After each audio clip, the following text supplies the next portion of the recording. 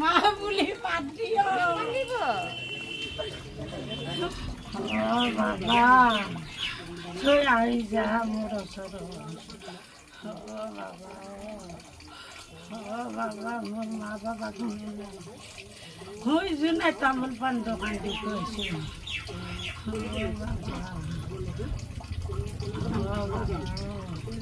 মোৰ বুকটো চলি আছে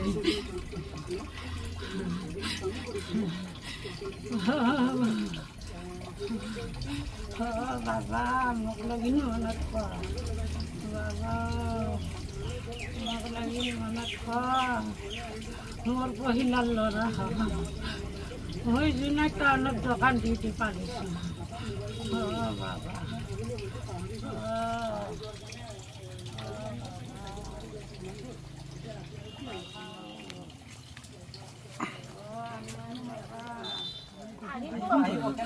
বাবা আহিব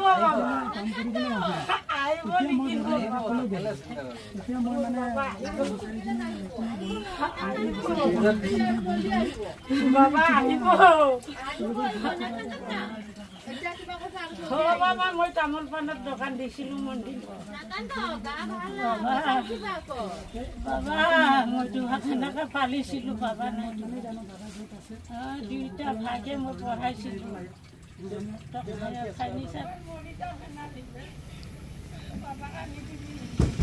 মা বুলি মাত দিয় মা বুলি মাত দিয় গাঁও জোনাই বজাৰ মানে মোৰ দাদা মোতকৈ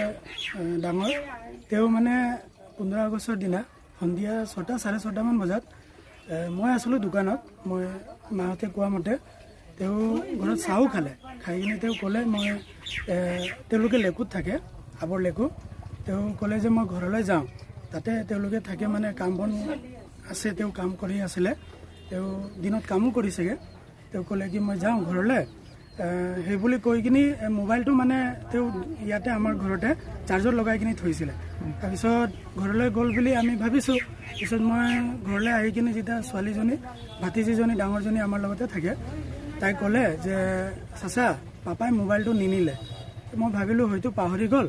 পাহৰি যোৱাৰ কাৰণে কালি আহিব চাগে চাইকেল মাৰি গৈছে ইমান দূৰ এতিয়া ৰাতি আৰু কি আহিব 15 আগষ্টৰ সময় তাৰপিছত এনেকৈ হ'ল পিছদিনা মই ৰাতিপুৱা মানে তেওঁৰ মাহী হাউৰীজনীক ফোন কৰিলোঁ তেওঁলোকৰ ঘৰৰ কাষতে থাকে তেওঁ ক'লোঁ যে দাদাই মোবাইলখন এৰি গ'ল অলপ তেওঁক জনাবচোন হয়তো তেওঁ ক'ব নোৱাৰে শুই আছে চাগে তেতিয়া মানে তেওঁ ক'লে যে আৰে তোমাৰ দাদা অহা নাই নহয় ঘৰলৈ তেনেকৈ ক'লে মানে তেতিয়া মই ভাবিলোঁ আৰে ক'লৈ গ'ল বুলি এনেকৈ ভাবোঁতে হয়তো কামৰ জেগাত আছে তেওঁ মুৰকং চেলেকত এজেগাত কাম কৰি আছিলে তাৰপিছত মই ভাবিলোঁ মনত কি জানি তাতে কাম কৰি আছেগৈ বুলি সেইকাৰণে বেছি মন নকৰিলোঁগৈ আৰু পিছত তেওঁৰ মালিকেও মানে মোক ফোন কৰিলে দুপৰীয়া মই ঘৰত আহিলোঁ ভাত খাবলৈ তেতিয়া তেওঁ ফোন কৰিলে যে দাদা আজি এতিয়ালৈ কাম কৰিবলৈ অহা নাই তেতিয়া মই ভাবিলোঁ আৰে ক'লৈ গ'ল বুলি তেতিয়া মই মানে দাদাক বিচাৰি কিনি লেকুলৈ গ'লোঁ গৈ কিনি বিচাৰ খোচাৰ কৰোঁতে মানে গম পালোঁ তেওঁক মানে কিবা তেওঁলোকৰ ঘৰত কিবা এটা সৰু মুৰা কিবা হৈছিলে হওঁতে তেওঁক বা কেইজনমান মানুহ কিবা এটা কৈছিলে নেকি মই ভালকৈ গম নাপাওঁ এতিয়া তাত যাওঁতে মানে অকণমান গম পাইছোঁ আৰু বৰ্তমান এতিয়া মই ইমানেই জানো দাদা য'ত আছে তেওঁ সুকলমে যাতে ঘৰলৈ উভতি আহিব লাগে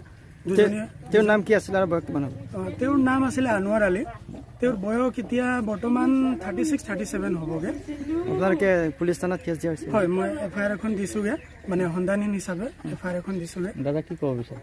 মই দাদাক এইটোৱে ক'ব বিচাৰোঁ দাদা আপুনি য'তো আছে যাতে মই আপোনাক নম্বৰ দিম আপুনি মোক ফোন কৰি জনাই দিয়ে যাতে আপুনি ভালে আছে বা ঘৰলৈ উভতি আহে কাৰণ মা বুঢ়ী মানুহ তেওঁৰ প্ৰেছাৰ থকা মানুহ আৰু ছোৱালী দুজনী আছে সৰু সৰু তেওঁলোকৰ ভৱিষ্যতৰ কথা আছে যাতে য'তে আছে আপুনি সুকলমে আছে আপুনি ঘূৰি আহক